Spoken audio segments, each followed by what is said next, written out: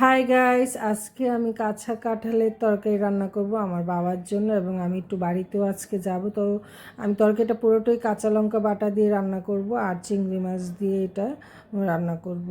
তো আমি মাছটা আগেই ভেজে নিলাম হলুদ লবণ দিয়ে। তো হলুদ লবণ দিয়ে ভাজার পর তারপর আমি এখানে একটু টক দই নিয়েছি। টক দই নেওয়ার পর আমি এটার সাথে দিব এবং মশলাটা আমি কষিয়ে নিচ্ছি, কারণ এটা জিরা বাটা ছিল। আর এখানে মরিচের গুঁড়া, হলুদ সব কিছু একসাথে দিয়ে ভালো করে মশলাটা কষিয়ে নিলাম।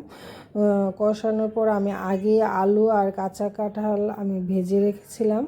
আর এখানে মশলাটা কষানোর পর এই ভাজা তরকারিগুলো সবগুলো একসাথে দিয়েছি, কারণ আমি আজকে একটু মন খুব চাচ্ছে আমি বাড়িতে যাব।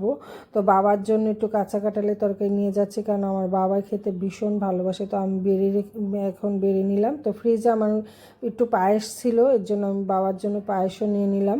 তো এখানে আমি সব কিছু রেডি করে এখন চলে যাব। তোমরা ভালো থেকো, টাটা।